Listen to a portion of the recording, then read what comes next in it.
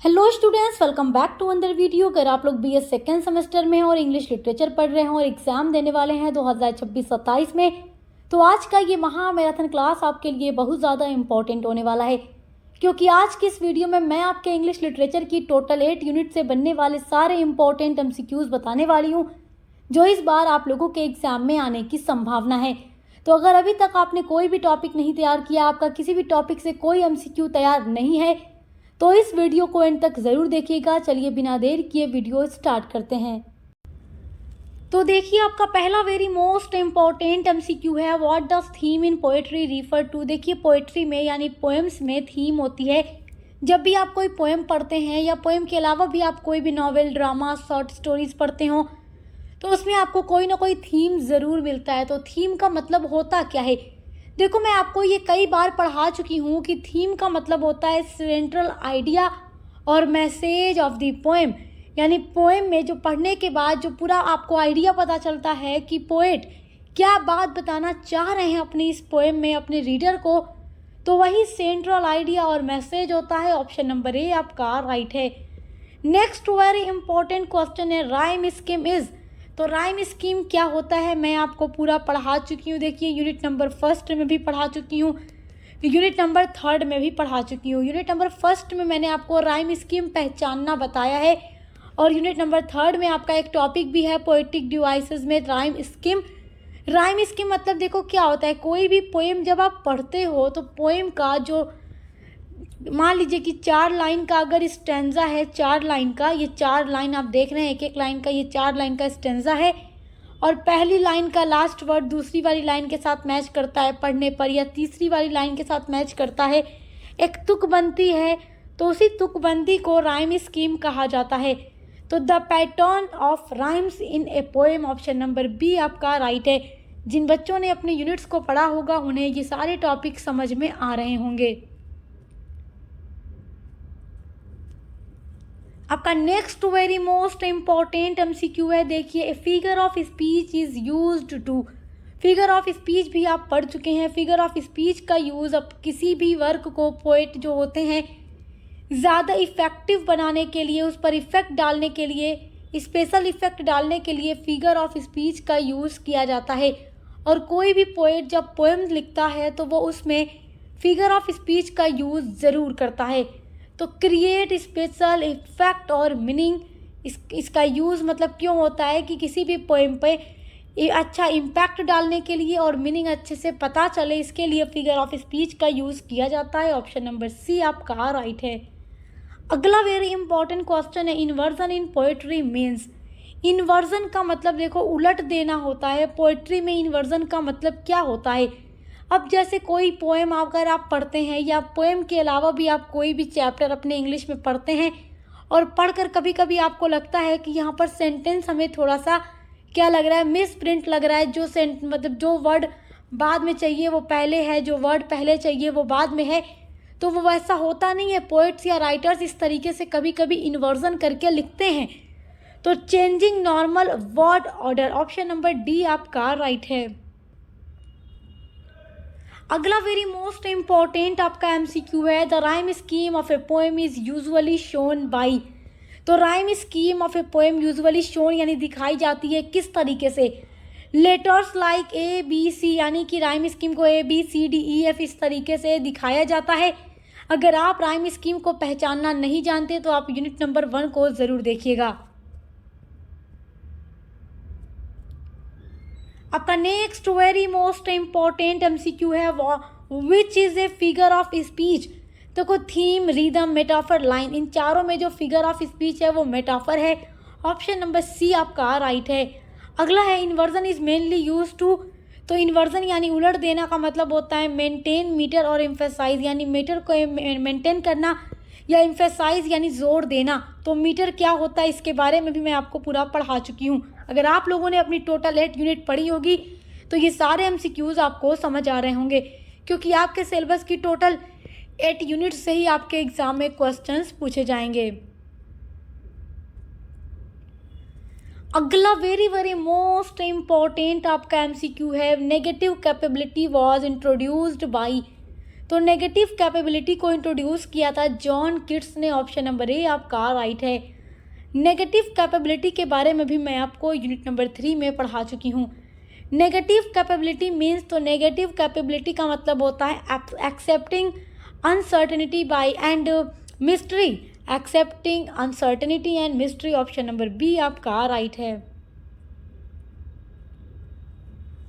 अगला very most important आपका MCQ है, the world is a stage is an example of. तो the world is a stage, ये example है metaphor का। ऑप्शन नंबर सी आपका राइट है। अगला है inversion can be identified when. तो inversion can be identified, sentence order is unusual, मतलब इन्वर्जन को कैसे आइडेंटिफाई किया जा सकता है, कब किया जा सकता है, तो जब sentence order is unusual. Option number D आपका राइट है। अगला है थीम इज यूजुअली, तो हिडन मीनिंग और आइडिया। ऑप्शन नंबर ए आपका राइट है।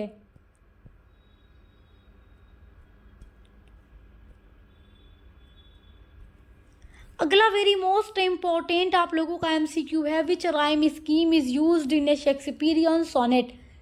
शेक्सपियरियन सोनेट को इंग्लिश सोनेट भी कहा जाता है और सोनेट दो तरीके का होता है, इटालियन सोनेट, इंग्लिश सोनेट। तो विलियम शेक्सपियर ने अपनी सोनेट, शेक्सपियरियन सोनेट जितनी भी है, यानी कि विलियम शेक्सपियर ने जितना भी सोनेट लिखा है उसमें कैसा राइम स्कीम यूज़ किया है।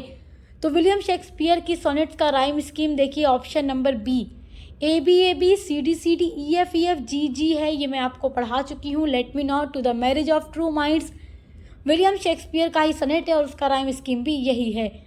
अगला है as brave as a lion is an example of. तो ये एग्जाम्पल है सिमिली का, as a brave as a lion मतलब कि शेर की तरह बहादुर है, तो ये सिमिली का एग्जाम्पल है। ऑप्शन नंबर सी आपका राइट है।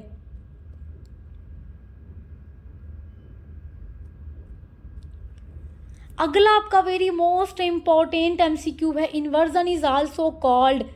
तो इन्वर्जन को एनास्ट्रॉफी भी कहा जाता है। ऑप्शन नंबर डी राइट है। अगला है negative capability helps a poet to. तो एक्सेप्ट डाउट्स विदाउट इरिटेशन, यानी कि डाउट्स को एक्सेप्ट करना विदाउट इरिटेशन। तो ऑप्शन नंबर ए आपका राइट है।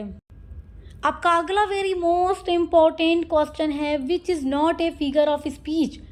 तो rhyme scheme figure of speech नहीं है, उसके अलावा मेटाफर, सिमली, पर्सोनिफिकेशन, ये सब फिगर ऑफ स्पीच हैं। तो क्वेश्चन पूछ रहा है विच इज़ नॉट, कौन सा नहीं है फिगर ऑफ स्पीच, तो राइम स्कीम नहीं है। ऑप्शन सी राइट है। अगला है राइम स्कीम फोकसेज ऑन। तो राइम स्कीम फोकस करता है साउंड पैटर्न पर। ऑप्शन नंबर सी आपका राइट है। आपका अगला वेरी मोस्ट इम्पॉर्टेंट एमसीक्यू है, theme of a poem can be understood by. तो theme of a poem can be understood by, तो मतलब पोएम की जो थीम होती है हम उसको कैसे समझ पाते हैं, ओवरऑल मीनिंग ऑफ पोएम, मतलब कि थीम से हम पोएम की ऑल मीनिंग को समझ पाते हैं कि इसमें पोएट ने क्या बताया है। ऑप्शन नंबर डी राइट है। अगला है what is the primary theme of the sonnet 116। अगर आपके एग्जाम में इस तरीके से क्वेश्चन पूछ दे what is the primary theme of sonnet 116, तो कंफ्यूज मत होइएगा। 116 जो पोएम है ये आपके सिलेबस में दी गई है, ट्रू लव पर बेस्ड है। विलियम शेक्सपियर की sonnet let me not to the marriage of true minds, ये सोनेट 116 के नाम से भी जानी जाती है और इसका मेन और प्राइमरी थीम है true love is constant and unchanging. सच्चा प्यार स्थिर होता है और कभी नहीं बदलता। ऑप्शन नंबर बी आपका राइट है। पूरी पोएम मैं आपको पढ़ा चुकी हूँ। अगला वेरी इंपॉर्टेंट क्वेश्चन है, what does marriage of true minds refer to. तो जो मैरिज ऑफ ट्रू माइंड्स है इसका मतलब होता है spiritual and intellectual union. Option number C आपका राइट है। अगला है what literary device in used in love is an ever fixed mark. तो इसमें विलियम शेक्सपियर ने मेटाफर का यूज़ किया है, यहाँ पर लव को फिक्स्ड मार्क से के साथ पोएट ने कंपेयर किया है, तो यहाँ पर मेटाफर होगा। ऑप्शन नंबर सी आपका राइट है। अगला वेरी इंपॉर्टेंट क्वेश्चन है, the ever fixed mark symbolises. तो stability and permanence of love, यानी ईवर फिक्स्ड मार्क का मतलब होगा stability and permanence of love. Option number D आपका राइट है। अगला है it is the star to every wandering bark suggest that love. It is the star to every wandering bark, ये line आपके syllabus में जो पोएम है true love यानी late me not to the marriage of true lines, let me not to the marriage of true minds, उसमें इस poem में ये लाइन है, ये क्या सजेस्ट करती है प्यार के बारे में? ये सजेस्ट करती है कि ट्रू लव गाइड करता है लाइक ए स्टार, तारे की तरह। ऑप्शन नंबर बी आपका राइट है।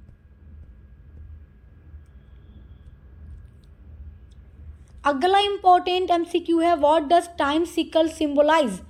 तो टाइम सिकल भी इसी पोएम में यूज़ किया है विलियम शेक्सपियर ने। इसका मतलब होता है death and destruction. Option number B right है, यानी कि टाइम सिकल का मतलब कि इंसान मरने के बाद भी या इंसान सब कुछ इंसान का बर्बाद हो जाए, मगर ट्रू लव स्थिर रहता है, अनचेंजिंग है, मतलब बदलता नहीं है। ऑप्शन बी राइट है। अगला है which poetic form is used in sonnet 116। तो Shakespearean sonnet. Option number D आपका राइट है। अगला है what is the rhyme scheme of this sonnet. Sonnet let me not to the marriage of true minds की जो rhyme scheme है वो A B C D E F G G. Option number C आपका right है। अगला है what does Shakespeare imply about love and time.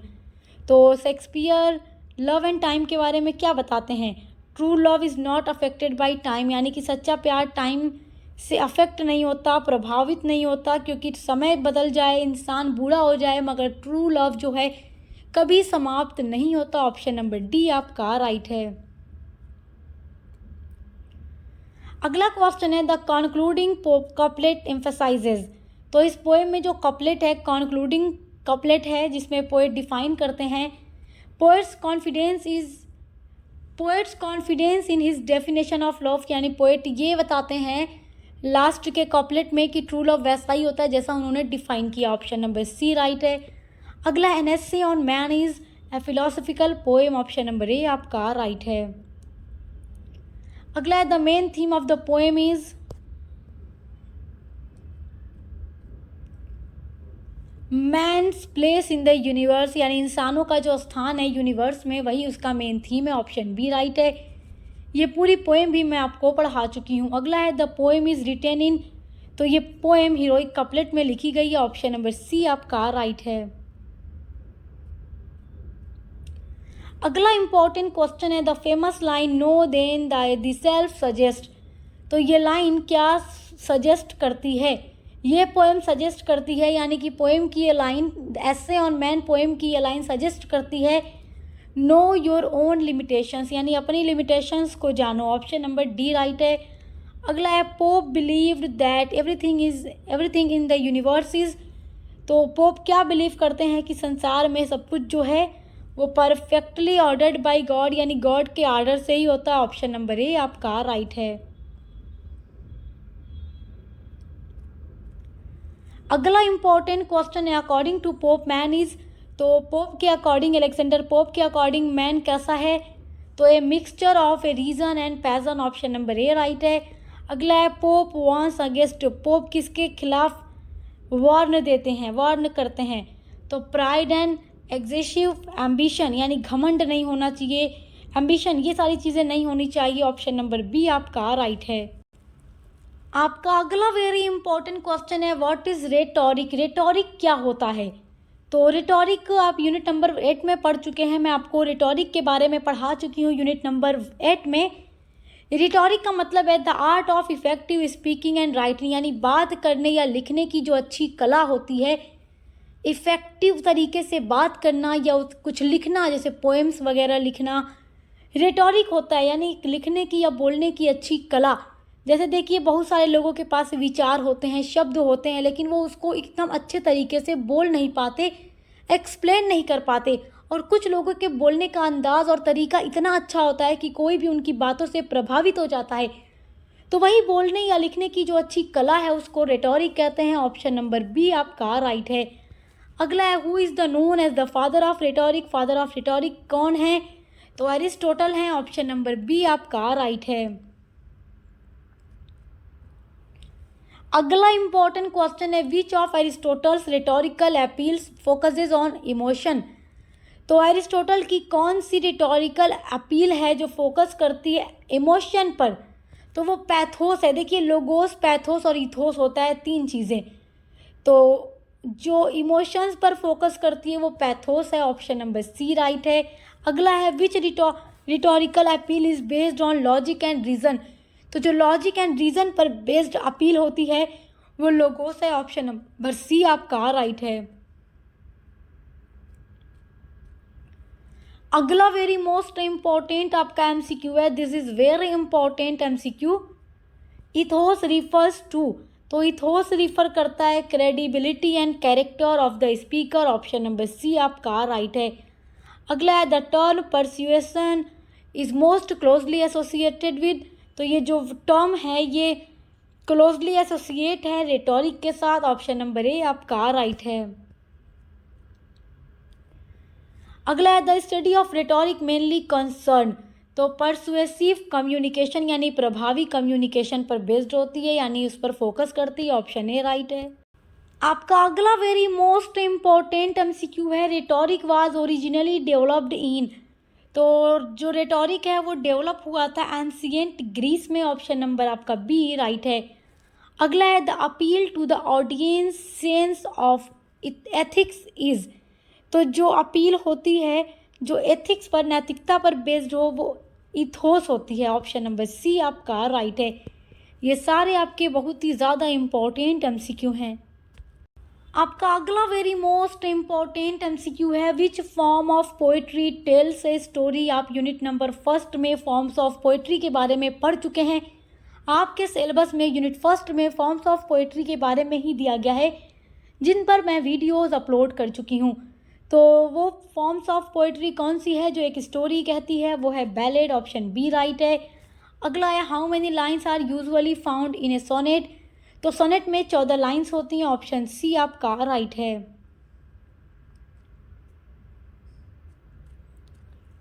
अगला very important question है a poem written in praise of a person thing और event is called, यानी एक ऐसी पोएम जिसमें किसी की प्रेज यानी तारीफ या प्रशंसा की जाती है, यानी कि किसी पर्सन, थिंग और इवेंट की जिसमें प्रशंसा की जाए, ऐसी पोएम क्या होती है?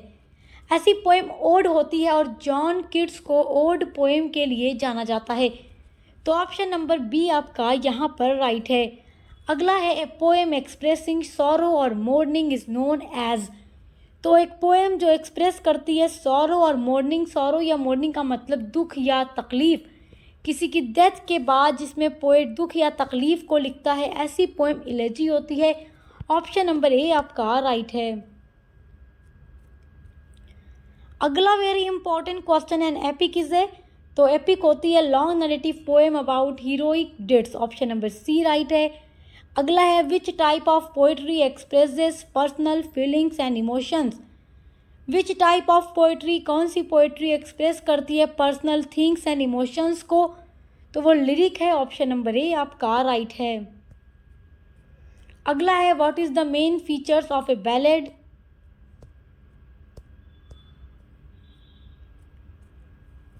तो ये स्टोरी टेलिंग होती है, ऑप्शन नंबर बी आपका राइट है। अगला है एन ओड जनरली एक्सप्रेसेस, तो ओड में क्या होता है, प्रेज यानी तारीफ होती है, ऑप्शन नंबर सी राइट है। अगला इंपॉर्टेंट क्वेश्चन है lyric poetry is mainly related to emotions, ये इमोशन से बेस्ड होती है, ऑप्शन नंबर बी राइट है। अगला वेरी मोस्ट इम्पॉर्टेंट आपका एमसीक्यू है elegy written in a country churchyard is an example of, तो ये इलेजी है, इस पोएम में लगा भी है टाइटल में इलेजी, तो ऑप्शन नंबर बी आपका राइट है। अगला इंपॉर्टेंट क्वेश्चन है आपका Paradise Lost by John Milton is an, तो पैराडाइज लॉस्ट जॉन मिल्टन के द्वारा लिखी गई एपिक पोएम है, ऑप्शन सी राइट है। अगला है which poet is famous for sonnet, तो विलियम शेक्सपियर सोनेट के लिए फेमस है, ऑप्शन नंबर ए आपका राइट है। अगला है ode to a nightingale by John Keats is a, तो ये ओड है, ऑप्शन नंबर डी आपका राइट है। अगला इंपॉर्टेंट क्वेश्चन है the rime of the ancient mariner by Samuel Taylor Coleridge is a, तो जो सैमुअल टेलर कैलोरीज के थ्रू लिखी गई the rime of the ancient mariner है, ये एक बैलेड है, ऑप्शन नंबर ए राइट है।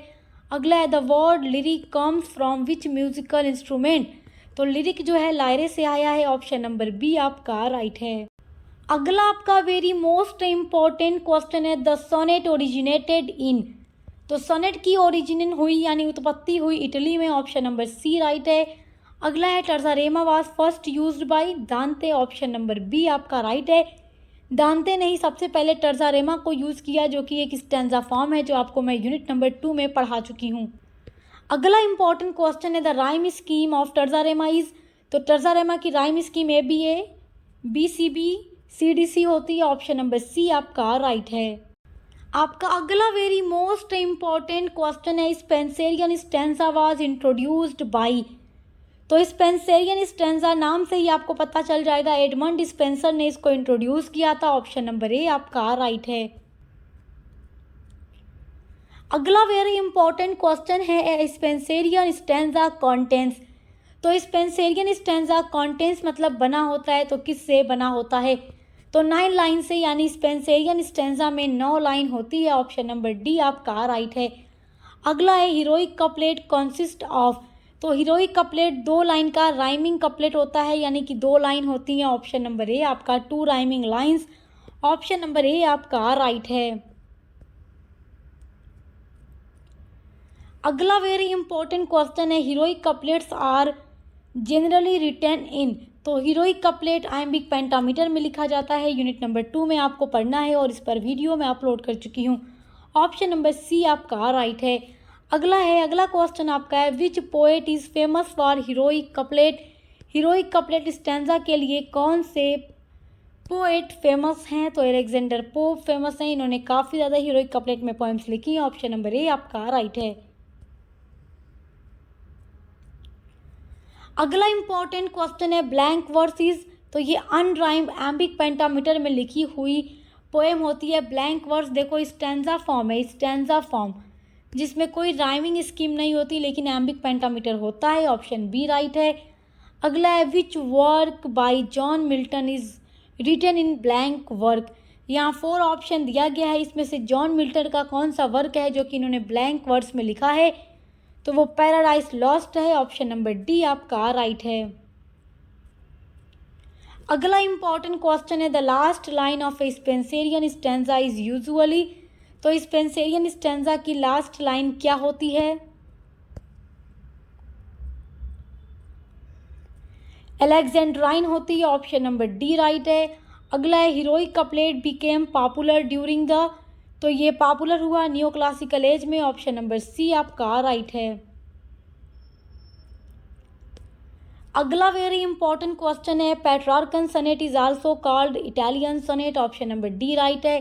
एक शेक्सपियरियन सोनेट हैज़, तो शेक्सपियरियन सोनेट में 3 quatrains of 4 lines and 1 couplet of 2 line, यानी 3 कपलेट 3 क्वाट्रेन होता है 4 लाइन का, और 1 कपलेट होता है 2 लाइन का, तो 3 कपलेट 3 क्वाट्रेन और 1 कपलेट कुल मिलाकर 14 लाइन हो जाती है, ऑप्शन नंबर बी आपका राइट है।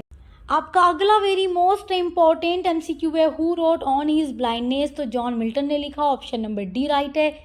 अगला है सोनेट जनरली डील्स विद, यानी कोई भी जो सोनेट होती है वो किस पर डील करती है, तो लव एंड इमोशंस पर, ऑप्शन नंबर ए आपका राइट है। अगला इंपॉर्टेंट क्वेश्चन है which sonnet form was developed by Edmund Spenser, तो आपकी जो सोनेट है जिसको एडमंड स्पेंसर ने डेवलप किया है वो है Spenserian sonnet, option C right है। The main theme of the poem on his blindness is, on his blindness का मेन थीम है blindness and faith in God, option C आपका राइट है। अगला है in the poem on his blindness the poet is worried because, on his blindness में John Milton worried यानी परेशान होते हैं क्योंकि ही बिकेम ब्लाइंड, वो अंधे हो जाते हैं और उनको लगता है कि वो कैसे अब गॉड की सेवा कर पाएंगे, इसलिए वो वरीड हो जाते हैं, ऑप्शन नंबर डी राइट है। अगला है what does light symbolise in the poem on his blindness, तो लाइट का मतलब है knowledge and eyesight, option number B आपका राइट है। अगला इंपॉर्टेंट क्वेश्चन है the line they also serve who only stand and wait means, तो ये लाइन है ऑन इज ब्लाइंडनेस सोनेट की, जिसमें they also serve who only stand and wait, वह भी गॉड को सर्व करते हैं, हु जो कि ओनली स्टैंड जो खड़े रहते हैं, वेट और इंतज़ार करते हैं। इस लाइन का क्या मतलब है?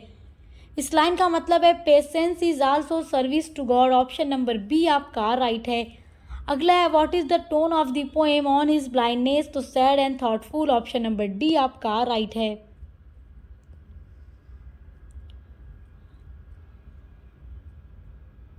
अगला वेरी इंपॉर्टेंट क्वेश्चन है on his blindness is also known as, तो when I consider how my light is spent, ये इस पोएम की फर्स्ट लाइन है और ऑन हिज ब्लाइंडनेस को इस नाम से भी जाना जाता है। ऑप्शन नंबर बी राइट है।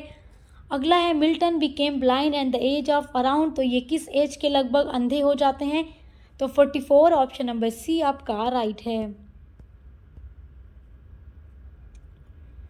अगला इंपॉर्टेंट क्वेश्चन है which figure of speech is used in my light is spent, तो यहाँ पर मेटाफर का यूज़ हुआ है। ऑप्शन नंबर डी राइट है। अगला है the poet fears that he may not able to, तो फियर मतलब डर जाते हैं, तो पोइट क्यों डर जाते हैं कि वो अब क्या करने के योग्य यानी एबल नहीं है सर्व गॉड प्रॉपरली, यानी इनको लगता है कि अब ये गॉड की सेवा नहीं कर पाएंगे इसलिए डर जाते हैं। ऑप्शन नंबर बी आपका राइट है। आपका अगला वेरी मोस्ट इम्पॉर्टेंट एमसीक्यू है who is the poet of the world is too much with us, तो इसके पोइट हैं विलियम वर्ड्सवर्थ। ये पोएम भी मैं अपलोड कर चुकी हूँ, चैनल पर हमारे अपलोड हो चुकी है। ऑप्शन नंबर सी राइट है।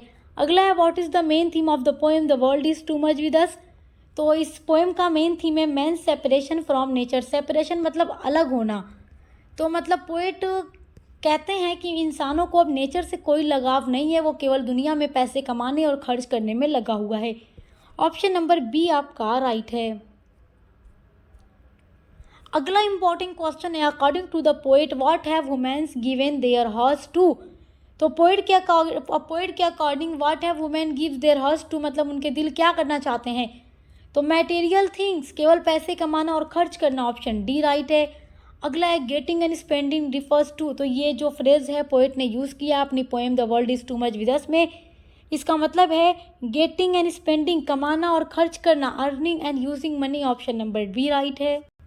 अगला आपका इंपॉर्टेंट क्वेश्चन है which literary movement is William Wordsworth associated with, तो विलियम वर्ड्सवर्थ किस लिटरेरी मूवमेंट से जुड़े हुए थे? तो romantic movement. Option number B आपका राइट है। आपका अगला मोस्ट इम्पॉर्टेंट एमसीक्यू है who wrote my last duchess. My last duchess ये पोएम आपके सिलेबस में दिया गया है जो कि ड्रामेटिक मोनोलॉग का अच्छा एग्जाम्पल है। इसके पोएट हैं Robert Browning. Option A right है। अगला है द पोएम इज ए, तो the poem my last duchess is a dramatic monologue. Option number C right है। अगला इंपॉर्टेंट क्वेश्चन है who is the speaker in the poem, तो speaker in the poem है duke. Option number B right है। यानी कि माई last duchess में जो स्पीकर है वो ड्यूक होते हैं। ऑप्शन नंबर बी राइट है। द डचेस इज़, तो डचेस जो है डेड है यानी मर चुकी है, जो कि ड्यूक की वाइफ थी, लेकिन हर वक्त मुस्कुराती रहती थी, दूसरों को भी देखकर हमेशा हंसती रहती थी, इसलिए ड्यूक इनका मर्डर करा देते हैं। ऑप्शन नंबर सी राइट है। The Duke did not like that duchess because smiled at every one, वो हमेशा इस मुस्कुराती रहती हैं किसी को भी देखकर, इसलिए ड्यूक उनको पसंद नहीं करते। ऑप्शन सी राइट है। अगला वेरी मोस्ट इम्पॉर्टेंट क्वेश्चन है who wrote elegy written in a country churchyard, तो इसको लिखा है थॉमस ग्रे ने। ऑप्शन नंबर ए राइट है। अगला है the poem elegy written in a country churchyard is an example of elegy. Option number B right है। अगला क्वेश्चन है the poem is set in a, तो ये poem set है churchyard यानी कब्रिस्तान में। ऑप्शन सी राइट है। द पोएम टॉक्स अबाउट, इस पोएम में पोएट शोक मनाते हैं डेथ एंड कॉमन पीपुल, यानी कि कॉमन पीपुल जो हैं उनकी डेथ पर पोएट शोक मनाते हैं चर्च यार्ड में बैठकर। ऑप्शन नंबर डी राइट है। इस पूरी पोएम पर भी मैं वीडियो अपलोड कर चुकी हूँ।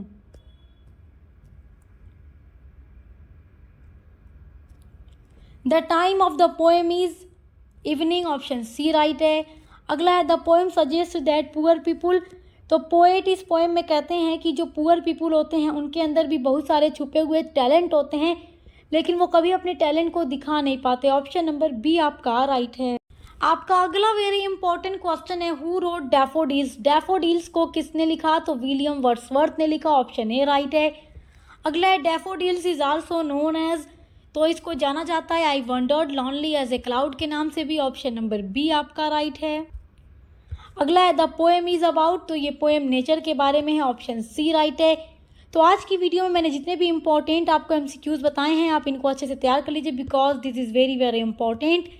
इसके अलावा आपकी टोटल 8 यूनिट्स पर ऑलरेडी वीडियोस अपलोड हैं और ऐसी महासंग्राम क्लासेस आपको और भी चैनल पर मिलेंगी हमारे, तो आप देखकर अपने हर एक सब्जेक्ट की क्लासेस करते रहिए, एग्जाम की तैयारी करते रहिए। Best of luck. अब मिलते हैं अगली वीडियो के साथ।